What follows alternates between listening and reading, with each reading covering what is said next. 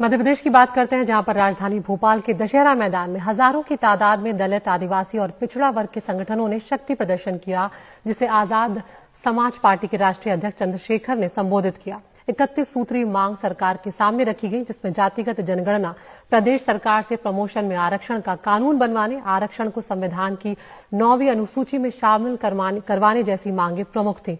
चुनाव तक ऐसी कम से कम 5 यात्राओं का ऐलान हुआ है। भोपाल में चंद्रशेखर ने साफ कहा कि हम दलित, पिछड़े, आदिवासी भी विधानसभा चुनाव लड़ेंगे। आगे का कदम सत्ता के लिए होगा, संविधान का राज चलेगा और सारा बहुजन साथ चलेगा। उनसे बातचीत की हमारे सहयोगी अनुराग द्वारी ने। मध्य प्रदेश की राजधानी भोपाल में ये पूरा जो दशहरा मैदान है वो भरा हुआ नजर आ रहा है। चंद्रशेखर रावण जी इस वक्त हमारे साथ हैं। चंद्रशेखर जी, बहुत स्वागत है आपका। भोपाल में विशाल जनसमुदाय उमड़ा है यहाँ पर दशहरा मैदान में। मांगे क्या आप लोगों की? मांगे के लिए 31 सूत्रीय ज्ञापन है जो तैयार किया गया है। बेसिक हमें आजादी के बाद अब तक हम लोगों पे भरोसा करते करते थक चुके हैं। भरोसा करते ठगे जाते हैं। अब हमारे लोग अपने पैरों पे खड़ा होना चाहते हैं। जब तक उनके पास किराए के घर थे तब तक उन्होंने वो वहां रह के काम कर रहे थे, लेकिन उन जो बुनियादी अधिकार है वो भी नहीं मिले। अवसर तो क्या मिलेंगे। अब हमने तय किया है कि हम मध्य प्रदेश में रहने वाले अति पिछड़ी जातियों के लोग, पिछड़ी जातियों के लोग, अनुसूचित जाति के लोग, जनजाति के लोग और अल्पसंख्यक वर्ग के लोग जो हैं अपनी लड़ाई को मिलकर लड़ेंगे। अब हम किसी के भरोसे नहीं रहेंगे। तो क्या सीधे तौर पर चुनाव में भी लड़ेंगे इस बार? सब कुछ करेंगे जिस जरिए हम अपने इन वर्गों के अधिकारों को सुरक्षित रख सके और कानून बना के इन वर्गों को अवसर दे सके। कोई हमें 27% आरक्षण देता है, कोई हमें 15% आरक्षण देता है, कोई हमें 12% आरक्षण देता है। हम यहाँ मांगने वाले लोग तो नहीं है। ये लोकतंत्र है, जिसका वोट होगा उसका राज होगा। हम अपने वोट को तैयार करेंगे और उसके जरिए हम अपने लोगों को यहाँ राज करने के लिए करेंगे। अब रानी का बेटा राजा नहीं बनेगा। इस मंच पे जो लोग बैठे हैं, जो पिछले 10-10 साल से यहाँ धूल भाग रहे हैं, सारी सरकारों का सामना कर रहे हैं, अन्याय झेल रहे हैं, लाठियां खा रहे हैं, जेल जा रहे हैं, उन सब लोगों को मेरी जिम्मेदारी है कि उन सब लोगों को प्लेटफार्म के जरिए आगे बढ़ाया जाए। और जो लोग सड़क पर लड़ रहे हैं वो सदन में जाके इन वर्गों के हितों की लड़ाई लड़े, तब जाके मुझे लगता है कि हमारी कुछ मांगे पूरी हो पाएंगी। मध्य प्रदेश में ज्यादा तो दो दल हैं, कांग्रेस या बीजेपी। आपकी लड़ाई दोनों से है या आप किसी एक के साथ लड़ेंगे? किसी से लड़ाई नहीं। हम अब तो अपने समाज को तैयार कर रहे हैं, बहुजन समाज को। हम उनसे लड़के क्या करेंगे? उनके पास वो हमें अधिकार देना नहीं चाहते। आज बीजेपी की सरकार है, हमने कांग्रेस के लोगों को भी आजमाया। यहाँ के लोगों ने कांग्रेस को वोट देकर सरकार बनाई, उनपे अपनी सरकार ही नहीं बची। हम इन सरकारों से, इनकी नीतियों से जो अवसर हमें मिले, जिस तरह से ये उनको छीन रहे हैं, हम इनके साथ नहीं रहना चाहते। यात्रा भी निकाल रहे हैं आप लोग मध्य प्रदेश? अभी तो शुरू हुई है। एक और यात्रा जातिगत जनगणना करा के रहेंगे यहाँ। और अभी आएगा बजट। मुख्यमंत्री झूठे घोषणाएं करेंगे, पहले भी की थी। नहीं, घोषणा नहीं सुननी है। लगातार दलितों और आदिवासियों पर हमले भी हुए हैं मध्य प्रदेश। नहीं सहेंगे हमला। दलित, आदिवासी, पिछड़े, अल्पसंख्यक हमला नहीं सहेंगे। हमला करने वाले को जवाब देंगे मुंह तोड़। हम यहाँ गुलाम नहीं है अपने देश में। जिस तरह मध्य प्रदेश में हम लोग अन्याय से आ रहे हैं, खत्म होगा। अब हम लोग अपने भरोसे लड़ेंगे। कुछ लोग कह रहे हैं कि परोक्ष तरीके से बीजेपी को फायदा होगा अगर आप चुनावी में। कोई कुछ भी कहे, आज हमारे आदिवासियों पे, दलितों पे अन्याय होता है। कौन नेता के हमारी लड़ाई लड़ता है? जब हमारे खिलाफ यहाँ सार्वजनिक सभाएं होती हैं, हमारे गुर्जर समाज को जातिगत गालियां दी जाती है, पिछड़े वर्ग को अपमानित किया जाता है, दलितों के उनके अधिकारों को जो है उनके खिलाफ जो है नारे लगते हैं, तब कौन सा नेता खड़ा हुआ है? तीसरे मोर्चे की तरफ इशारा है आपका मध्य प्रदेश? हमारा अपना मोर्चा है। वो मोर्चा जो 85% बहुजन समाज का मोर्चा है, वो मोर्चा एक नया अध्याय लिखेगा। किन दलों को साथ में ले सकते हैं आप यहाँ? दल नहीं, ये बहुजन समाज का बल है। हम संगठित होकर लड़ेंगे। और अभी तो जितने भी संगठन यहाँ काम कर रहे हैं सामाजिक रूप से, उनको बस हमें ये समझाना है। कोई तो साझा सिंबल होगा, कुछ तो होगा। जो लड़ाई सड़क पे लड़ रहे हो, सदन में आके लड़ो। उनको भेजने के प्लेटफॉर्म हम लोग तैयार करेंगे। हम मिल बैठ के बात करेंगे। आज तो हम अपनी एकता दलित, पिछड़े, आदिवासी तरफ दिखाने को आए हैं। कांग्रेस बीजेपी से समान दूरी नहीं, हम किसी के साथ नहीं जाएंगे।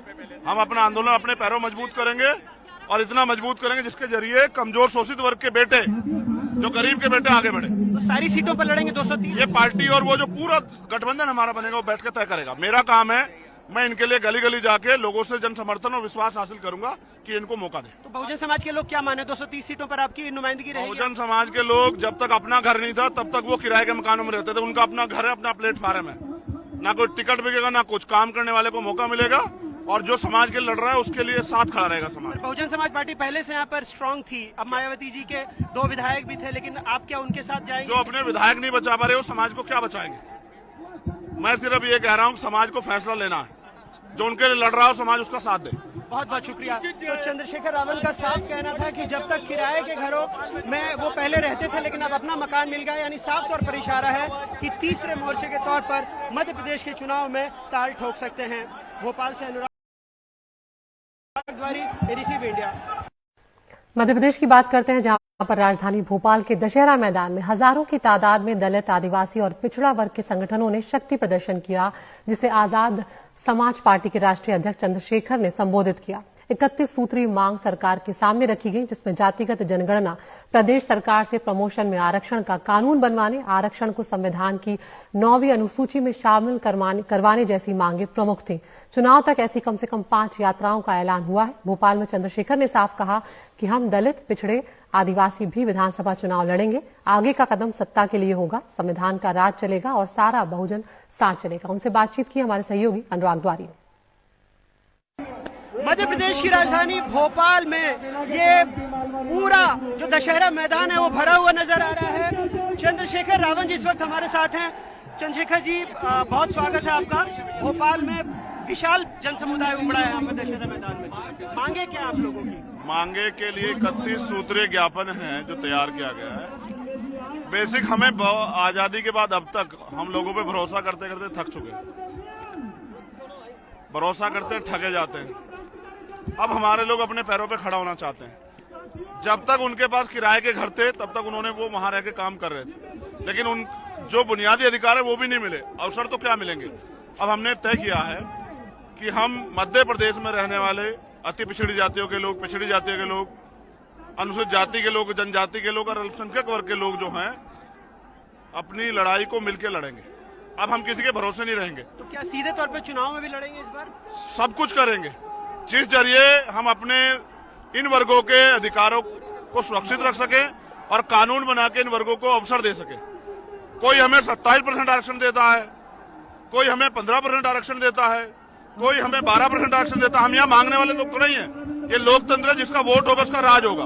हम अपने वोट को तैयार करेंगे और उसके जरिए हम अपने लोगों को यहाँ राज करने के लिए वो करेंगे। अब रानी का बेटा राजा नहीं बनेगा।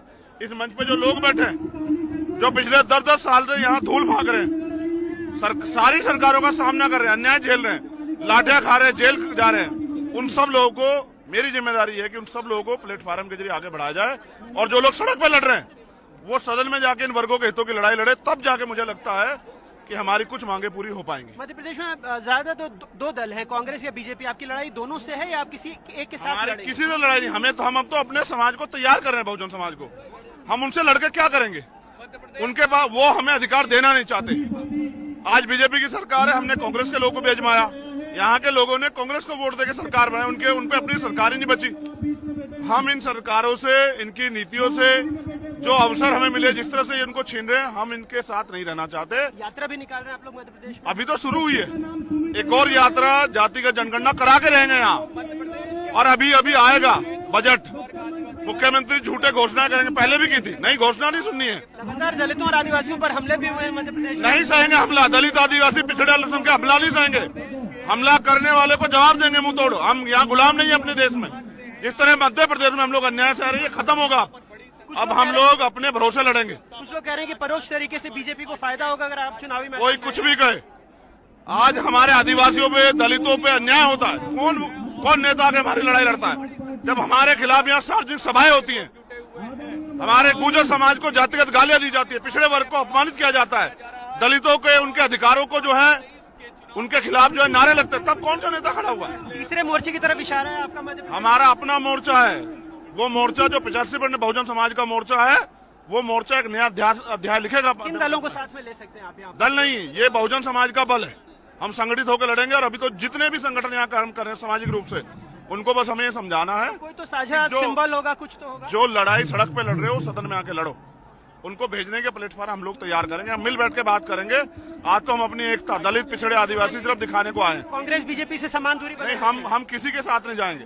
हम अपना आंदोलन अपने पैरों मजबूत करेंगे और इतना मजबूत करेंगे जिसके जरिए कमजोर शोषित वर्ग के बेटे, जो गरीब के बेटे आगे बढ़े। तो सारी सीटों पर लड़ेंगे 203? ये पार्टी और वो जो पूरा गठबंधन हमारा बनेगा वो बैठ के तय करेगा। मेरा काम है मैं इनके लिए गली गली जाके लोगों से जन समर्थन और विश्वास हासिल करूंगा कि इनको मौका दें। तो बहुजन समाज के लोग क्या माने, 230 सीटों पर आपकी नुमाइंदगी रहेगी? बहुजन समाज के लोग जब तक अपना घर नहीं था तब तक वो किराए के मकानों में रहते थे। उनका अपना घर है, अपना प्लेटफार्म है, ना कोई टिकट बिकेगा, ना कुछ। काम करने वाले को मौका मिलेगा और जो समाज के लिए लड़ रहा है उसके लिए साथ खड़ा रहेगा समाज। बहुजन समाज पार्टी पहले से यहाँ पर स्ट्रांग थी, अब मायावती जी के 2 विधायक भी थे, लेकिन आप क्या उनके साथ जाएंगे? जो अपने विधायक नहीं बचा पा रहे वो समाज को क्या बचाएंगे?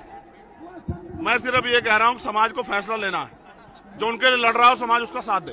बहुत बहुत शुक्रिया। तो चंद्रशेखर रावण का साफ कहना था कि जब तक किराए के घरों में वो पहले रहते थे लेकिन अब अपना मकान मिल गया, यानी साफ तौर पर इशारा है कि तीसरे मोर्चे के तौर पर मध्य प्रदेश के चुनाव में ताल ठोक सकते हैं। भोपाल से अनुराग द्वारी।